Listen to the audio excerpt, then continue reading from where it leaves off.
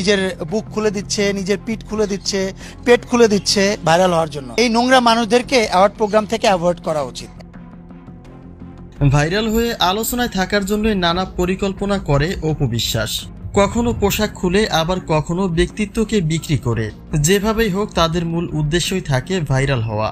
অপু বিশ্বাসকে নিয়ে এবার ঠিক এমনই কিছু আপত্তিকর মন্তব্য করেছেন অভিনেতা জয় চৌধুরী। অপু বিশ্বাসকে তিনি অনেকটা কাছ থেকেই চেনেন, তাহলে অপুর মাঝে তিনি কি এমন দেখলেন যেটা দেখে আর চুপ করে থাকতে পারলেন না জয় চৌধুরী।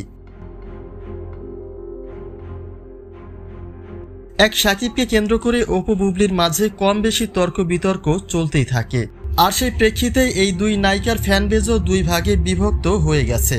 অপু বুবলি নিজেদের মধ্যে যতটা ঝামেলা পাকায়, এর থেকেও কয়েক গুণ বেশি ঝামেলা পাকায় তাদের ভক্ত ও দর্শকেরা।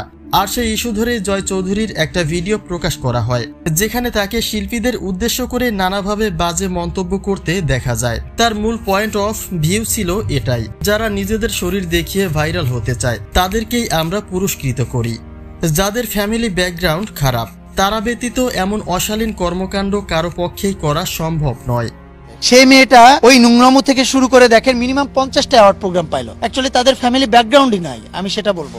জয় চৌধুরীর এই কথাগুলি অপু বিশ্বাসকে উদ্দেশ্য করে বলা হয়েছে বলে দাবি করা হয়েছে, কিন্তু বাস্তব অর্থে জয়ের এই কথাগুলি মোটেই অপু বিশ্বাসের জন্য ছিল না, বরং যারা ভাইরাল হতে গিয়ে পোশাক খুলে দেওয়ার পাশাপাশি ব্যক্তিত্বকে বিক্রি করে দেয় তাদেরকে উদ্দেশ্য করে কিছুটা আক্ষেপ প্রকাশ করেছেন তিনি।